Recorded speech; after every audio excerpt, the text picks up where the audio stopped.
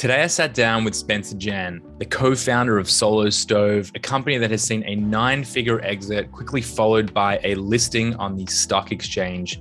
Their journey is incredible, and Spencer talks a lot about it. We talk a bit about home and lifestyle balance and what it is to really put the important things first, but really listening to his journey and what it was like from sourcing in China all the way through to going through this exit process. Just an incredible story, an incredible human who is really there to help. I'd really encourage everyone to sign up to his YouTube channel because it's high value stuff and all he's trying to do is help. So I got a lot of value, as I always do, and this one is no different. Welcome to Successful Scales, the show where I talk to world-class professionals on what it takes to scale successful businesses. I dive deep asking questions to people who are running unicorn businesses, to raising funds, to buying businesses, mergers and acquisitions, IP and patent law, what is to manage performance management. I mean, the list goes on. The idea really is, how do I create knowledge and learning for you guys listening in? And of course, myself, getting the floor with people who I, in many cases, would never dream to share a room with. Before we jump into the episode, I've got to give a special thank you to our sponsors. Firstly, over at Global Wide Advisors, a leading digital consumer products investment bank focused on optimizing the sales process.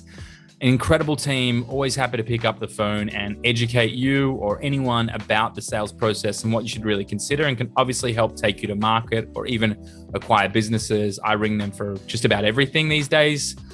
Us over at Multiply Me, we are the end-to-end executive search and HR function into the Philippines, helping find better talent and onboarding them effectively. And last but not least, Escala, our management consultancy focused on process improvement, where we help build better systems for your business. That's all the ads you're going to get from me, ladies and gentlemen. The rest is all about learning. I hope you really enjoy and get as much out of these sessions as I do, sitting face-to-face with some of the world-renowned leaders in their respective fields, asking them the tough questions that they're not often asked.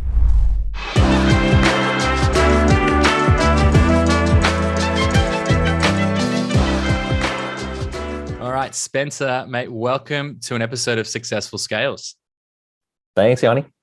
It's a real pleasure to have you on here. We've been chatting away here for the better half of probably close to half an hour, and I've loved every minute. And I really am super excited to have the privilege of having you on. You have a really incredible story, but I think it's just your authenticity and just the fact that you're here and you really just want to make a difference and help other entrepreneurs on their journey, sort of guiding their way through a lot of the mistakes and a lot of I don't know about misinformation. Everyone's trying to put out the things that they believe to be true, but I just feel like you look at it at a really high level, and you've done some really impressive things. So thanks for taking the time to jump on.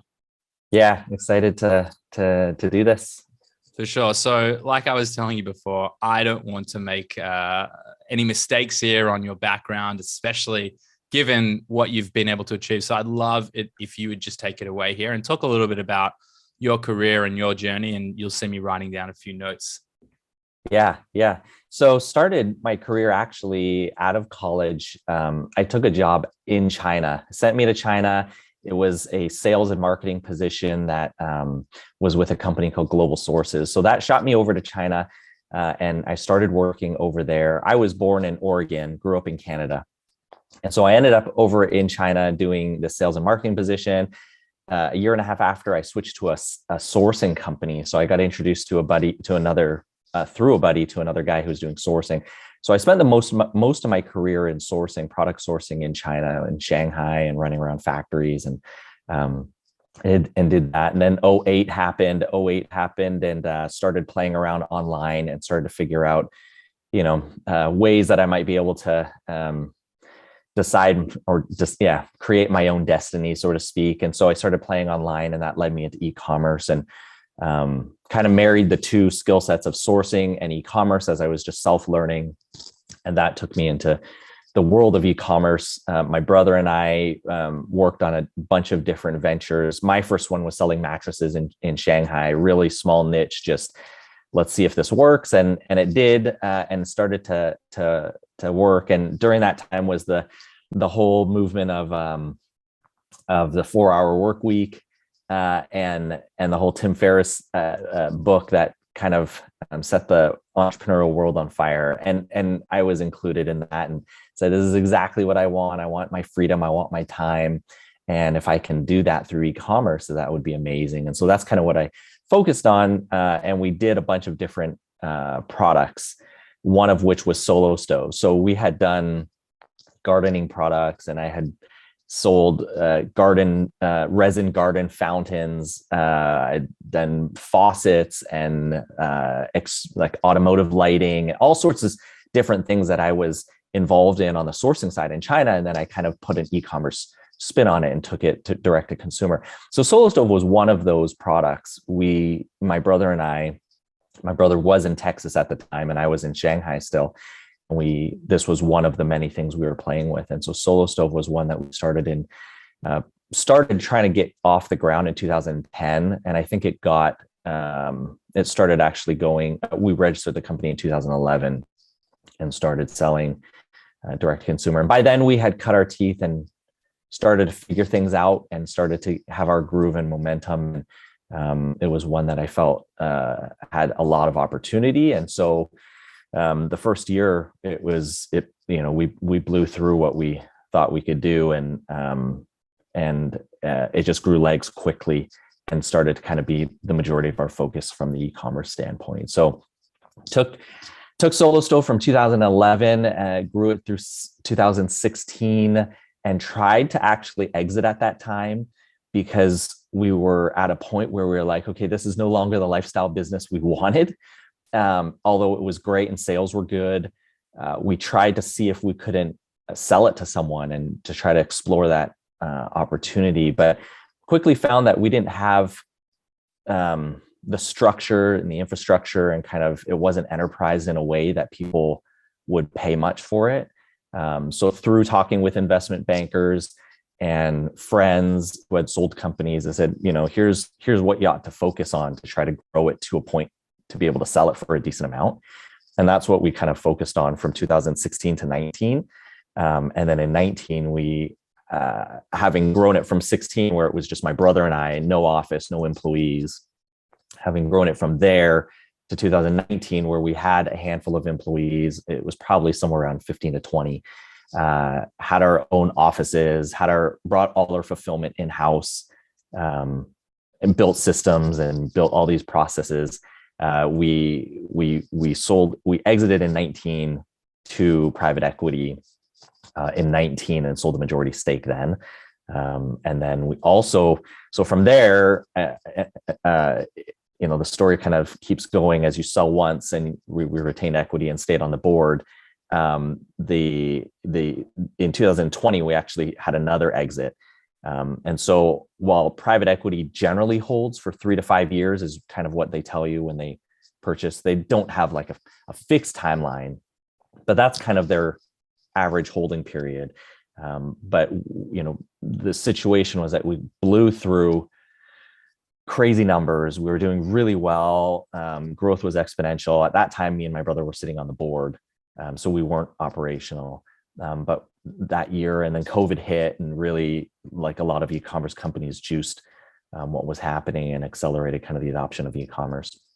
And that ended up being where we were in a position to entertain yet another private equity group that was kind of knocking on the door and interested in acquiring. And so we sold again then in 2020, still retained equity going forward. So we had 2 bites of the apple, and then we had kept equity. And a year after that hold, which was October of last year, 2021, the company, after acquiring a few more companies in 2021, they acquired Oru Kayaks, they acquired Chubby's Apparel, and they acquired Isle Paddleboards, kind of created this holding company called Solo Brands. And Solo Brands is what went public last October under the New York Stock Exchange ticker DTC.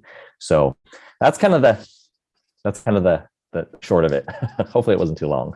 It was fantastic. And like, did you ever in your wildest dreams think that in 2022 or 2021, you'd be sitting here saying, yeah, I built a company that has been, wrapped up, bundled, acquired, and it's publicly listed. And it's actually trading under, effectively the Solo name. That's the one they took, because Chubby's is a great business as well. And, the ones that you mentioned, these are all great businesses, but very cool.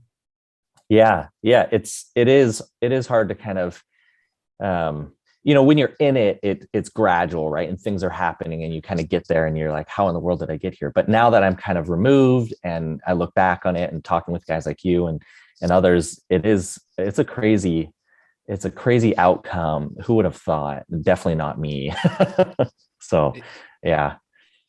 It's absolutely, it's insane. And I was telling you before as well, I took the time and watched a bit of your interview with Adam Heist Runquist. And, there were a lot of things that were super interesting to me. We were having that conversation as well, about the fact that I'm soon to be a father. And, now I'm starting to, I'm sure once that time happens, I'm going to look at the lens very differently. But, listening to your discussion with Adam, you were talking about the fact, and it came up a lot in your conversation about you being, effectively a family man and what that meant to you. I don't know if you notice it or you don't, but when you were starting off, like, how much was that a driver for you? Was that something that, that time freedom that, because you were at, sounds like a couple of great companies in China, and things were going great, but then 2008 hits and the world is changed again, just kind of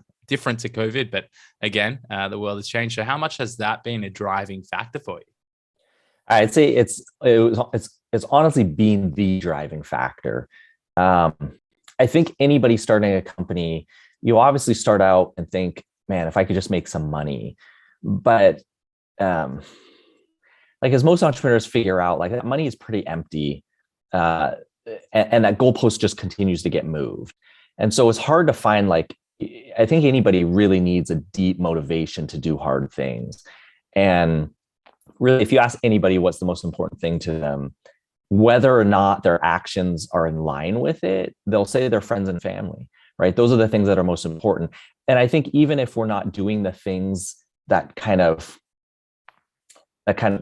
show that those are the most important things to us, aspirationally, we want it to be, right? Nobody wants to die alone, or nobody wants to not have any friends and just hide in a hole for their whole life. Like, it's pretty empty.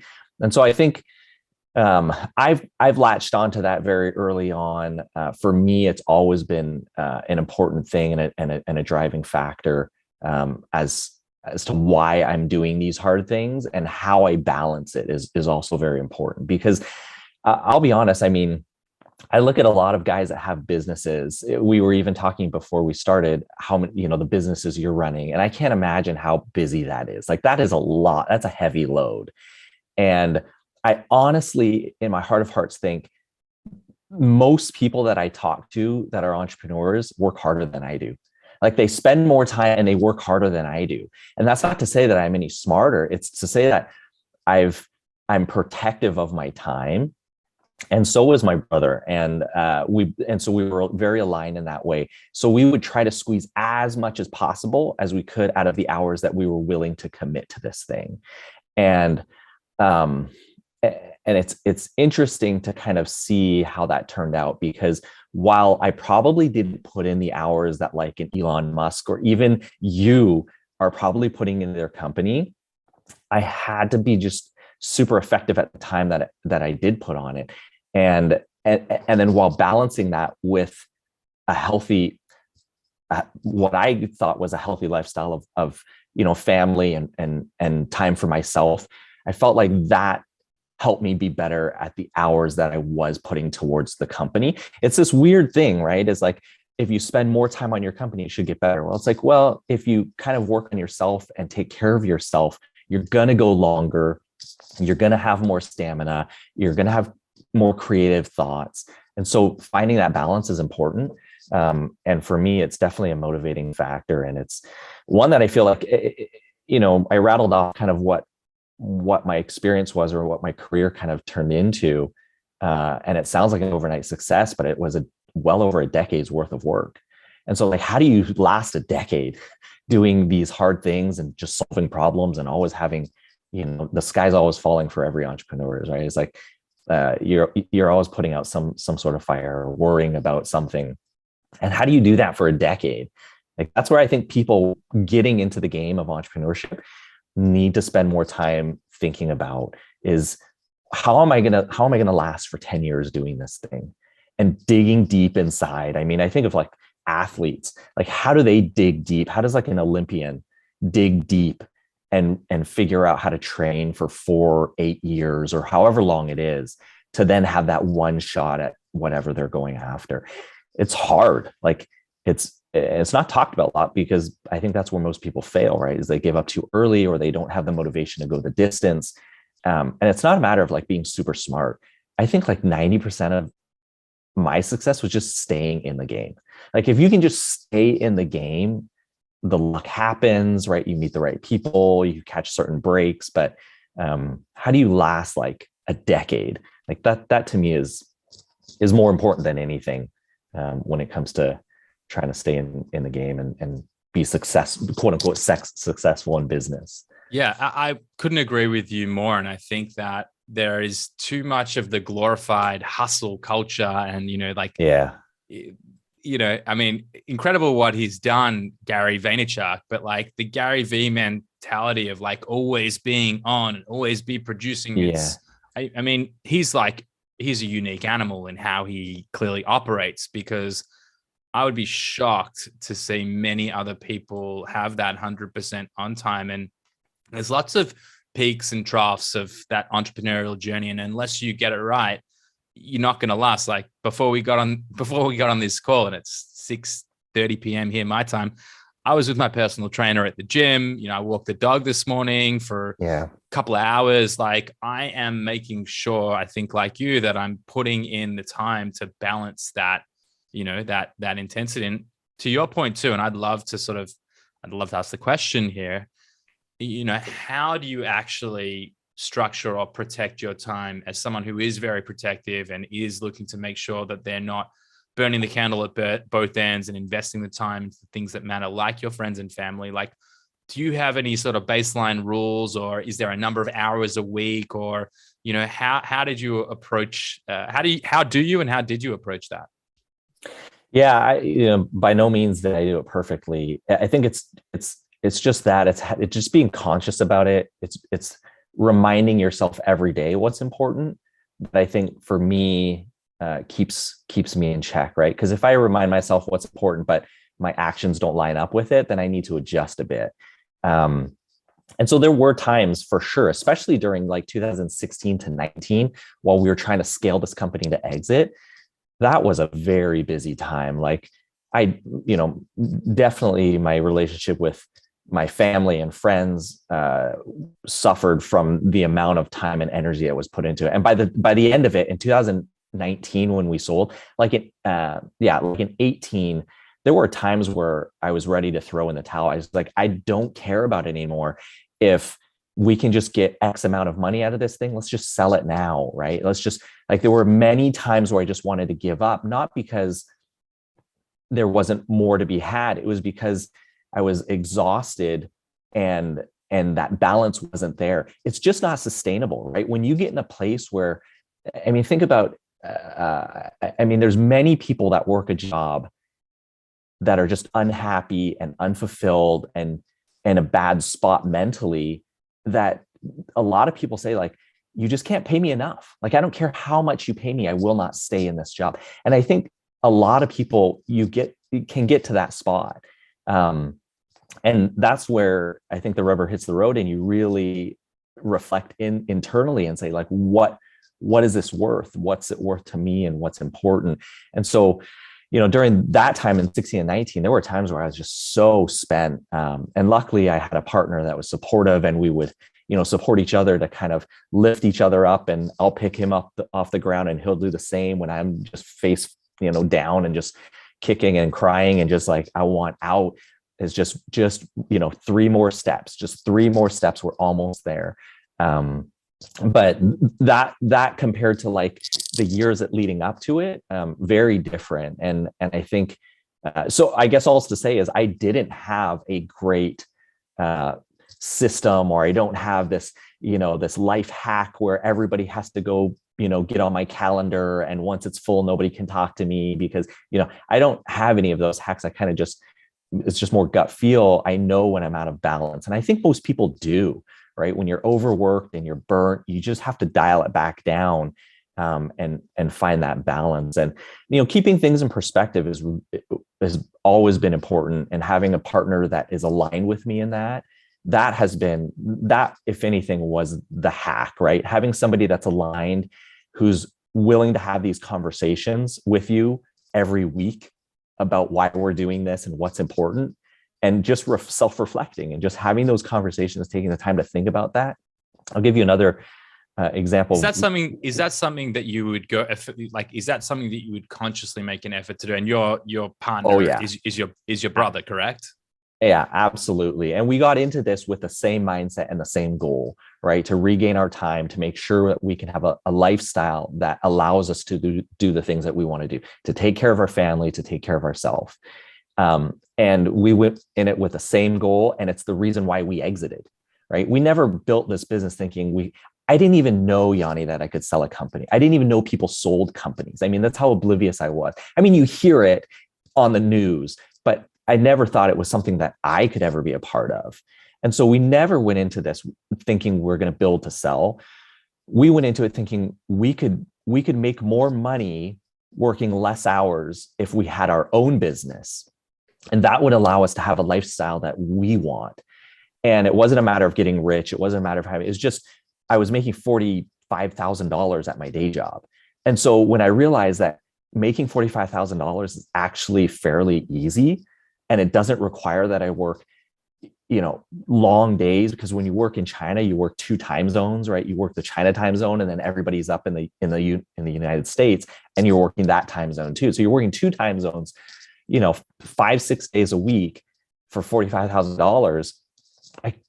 To me, to be able to realize that I could do that with very little time meant, wow, I get all my time back. Like, I could be way more rich in time and I could make $60,000 selling stuff online and then have every other minute to myself. Like, to me, that was so amazing. So, and my brother had the same kind of realization, and that's what we went into it trying to achieve. And so these conversations that I would have between myself and my brother would happen all the time. Like, even to the point where sometimes I felt like, are you getting tired of me talking about it? Or or vice versa, because we would have these conversations over and over why we're doing it.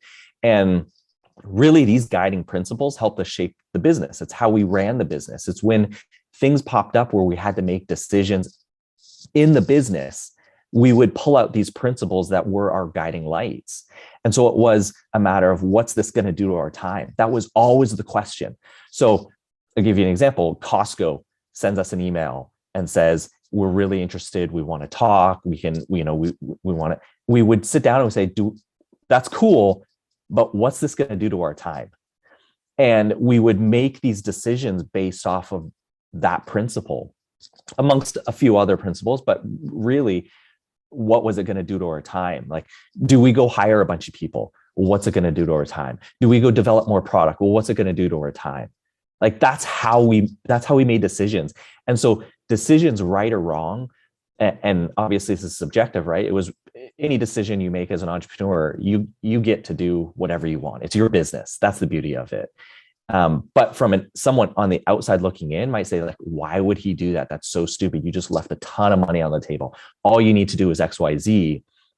For me, it was, well, if it's going to take more of my time, I'm just not going to do it. Like, I'm going to pass on it. And I'm going to go find things that I can do that optimize the amount of time that I'm spending on the business. So staying D2C, for instance, why was our company built direct to consumer? And like, I don't know what the percentage is. It's in the S1 actually in the filing, but it's something, whether high 80s or almost 90% of sales in Solo is direct to consumer on the website. Well, it's by design, not necessarily that there were obviously thoughts about how good direct to consumer is, but it was also a matter of protecting our time, because when you sell wholesale, it's a mess. It's hard. You have to deal with vendors, you have to deal with shipments, you have to deal with all these payment terms. You have to get accountants to go chase after money. Then you have to go, there's a lot of maintenance involved with wholesaling to large retailers.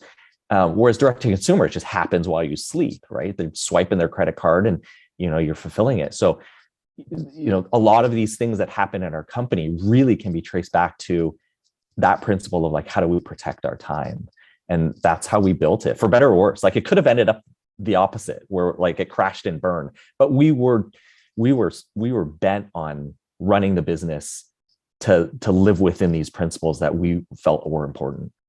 And I think that that's so important. And I think that, I mean, it can sound really, it depends on what lens you look at it from. For a lot of entrepreneurs that are stepping into it, they think, sure, I'll just run a business and off you go. And I'm my own boss and I'm making my own time. And, and I think a lot of people get stuck in that rat race of, there's only 168 hours in the week, and I'm going to spend, 80% of those hours working in the business because I think I'm going to be more effective. And the more hours I put in, the more success I'm going to have. And I think there is that critical point where you can't be effective.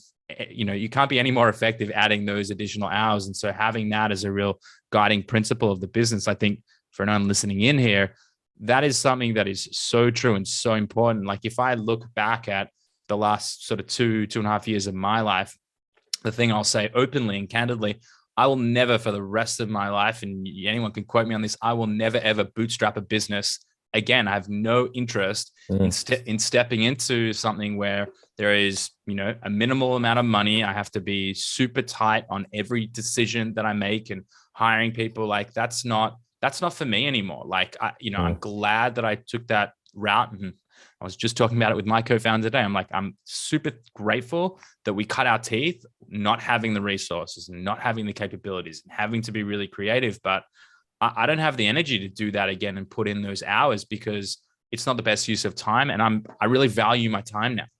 Yeah. Yeah. It's, there's a lot of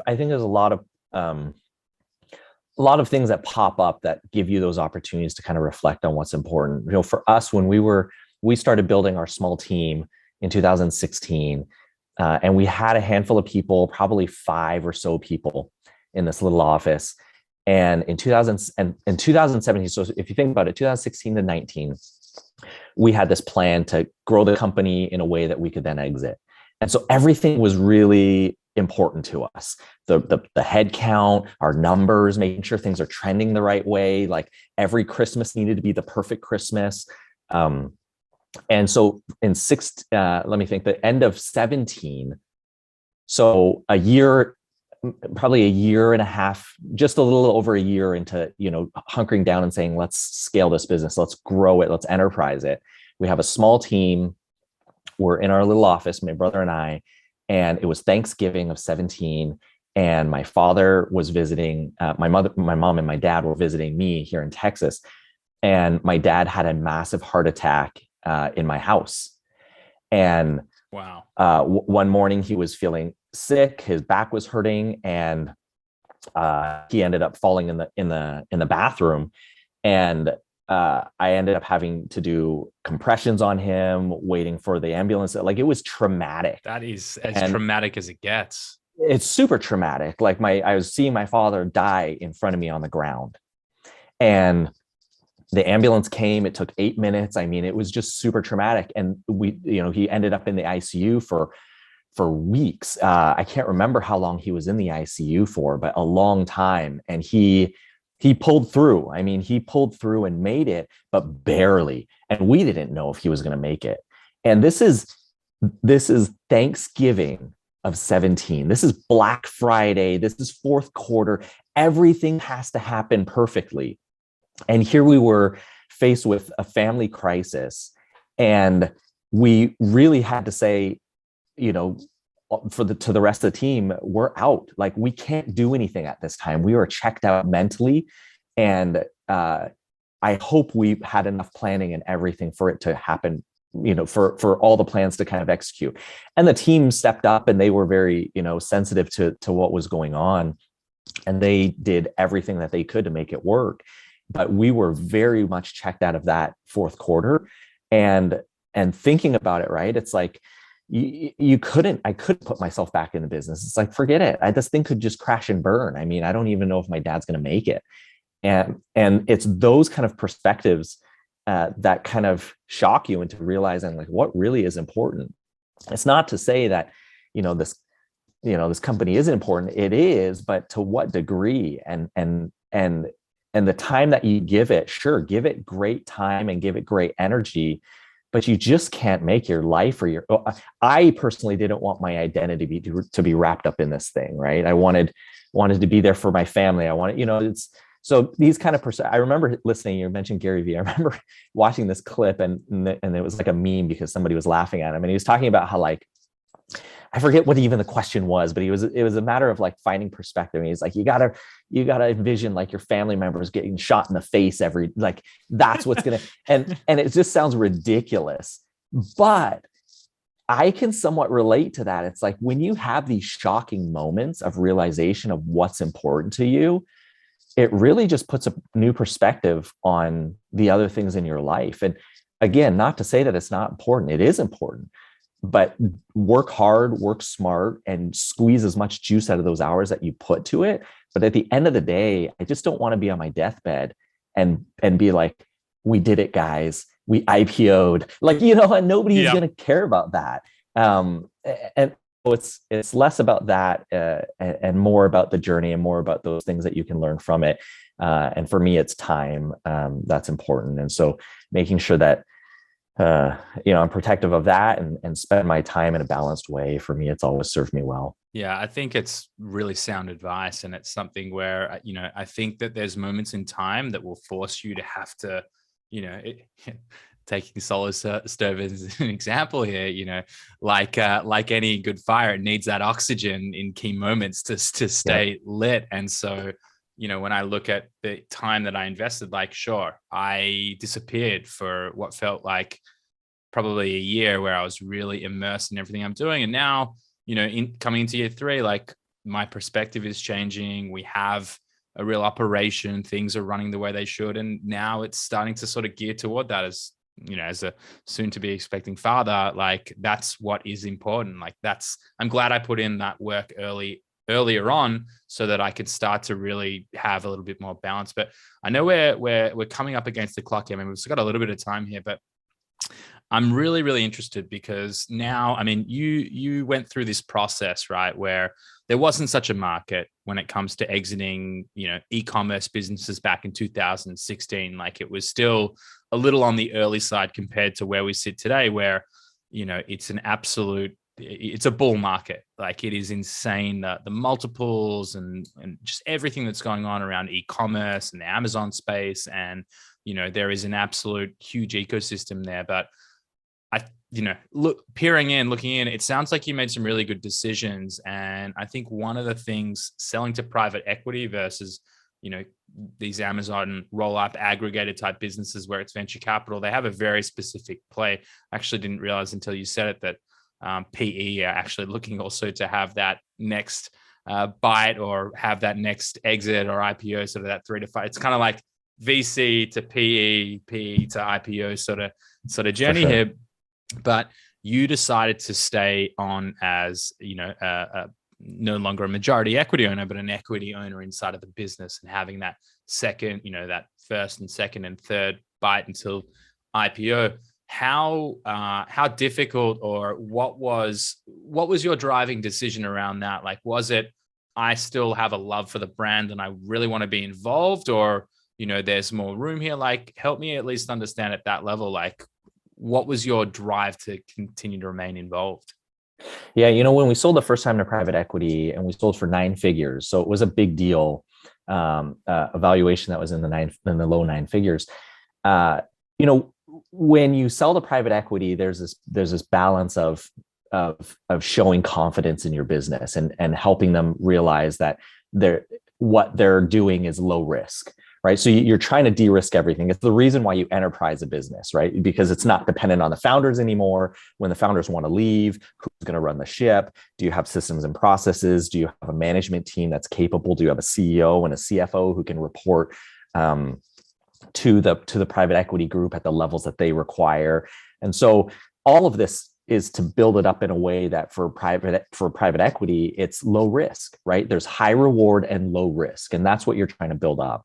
And part of that equation that we were kind of mentored into is you just can't sell everything, right? Like if you're like, we just want to cut and run and we're done with this thing and we want 100% out. Well, while there is opportunity for that, it definitely doesn't send a great signal to whoever you're selling, right? You know, we wanted to be out to regain our time, and if we could do that, great.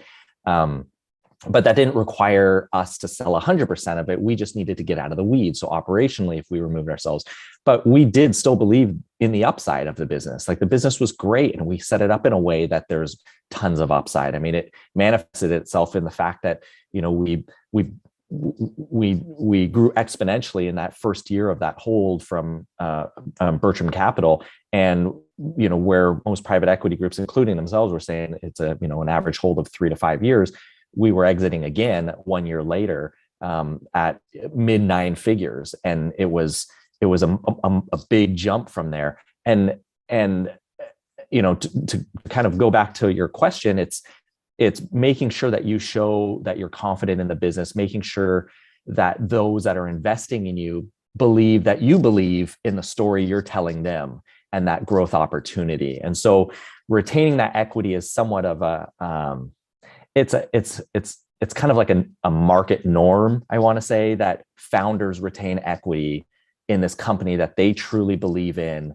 Because if the upside is as we're saying, and we're pitching to them and we're telling them that this is going to happen, then why would anybody want to just run from it all?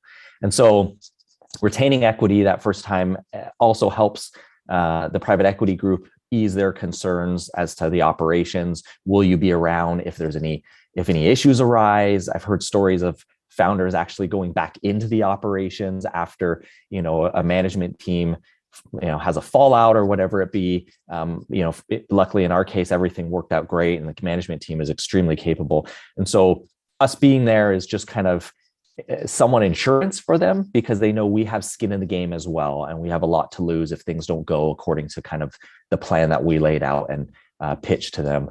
And what they kind of bought into, and that, you know, it rolls forward as well. So the second private equity group too, there's a level of security and safety, knowing that nobody's trying to cut and run.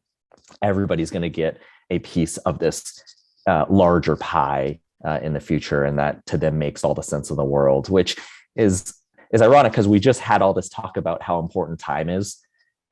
But when you talk about private equity, the only thing that's important to them is making money and for their LPs to make money. And so all of their decisions are based off of how do we make the most amount of money, which, you know, for me, it's yes, we can stay on and we're more than willing to and happy to ride these things. But there was very little there's very little motivation for us to say like, oh, because we're going to make a ton of money. It was really motivated by the fact that if we need to show commitment and belief in this by retaining equity so that we can regain our time back, then yeah, I'll do that, no problem. Even if, you know, something happens to that money or that investment doesn't turn out the way I thought. And, you know, in hindsight, if somebody were to say, oh, you should have cashed out earlier or whatever, it's like, well, no, my motivation was to regain my time in that first exit. And this is what it took. And I'm happy to do it. So. Yeah. Great sound advice. And again, you know, I'm living in a world largely built on venture capital right now. And they're like, get the founder out. We just want the brand asset and we want to, you know, we want to go and run. Whereas private equity, you know, they want to buy something that's already built, that's going to continue to run, and they'd rather retain the founders and sit through it. So I can't let you go without you giving your YouTube channel a plug, because I just know how much value anyone listening in will get with the content you're producing and the experience you have. So please give yourself and your YouTube channel a bit of a shout out here, because it would be awesome, an awesome help and an awesome resource for anyone. Yeah, I started doing YouTube last fall, and more so just as a way to share what I've learned with kind of no strings attached. It's fun for me to just kind of help and mentor. And I felt like YouTube was a great platform to kind of put out videos of things that pop in my mind or things that I'm often asked, and being able to put it out there. So I'm on YouTube. If you just search up my name, Spencer Jan, you'll find my my ugly face, and more than happy to have people kind of join me on that journey, and kind of interact with me there. So hopefully it helps people. And to me, that's really the fulfilling side of it, is just being able to hopefully one day, hear someone say, this helped me in a great way. And yeah, so join me there on YouTube, and we'll have fun there. Awesome. Yeah. Well, if you're watching the video, you'll see that he's lying about the ugly face, but all the content is great, and yeah, highly recommend it. We'll put it in the show notes. Spencer, Awesome. mate, it's been a pleasure. Thank you so much for taking the time. I know how valuable time is for you. So for you taking the time to sit here with me means a tremendous amount. So thanks again. And yeah, looking forward to staying in touch. Yeah. Thanks for having me on, Yoni. All right. Have a great day, my friend. Thanks.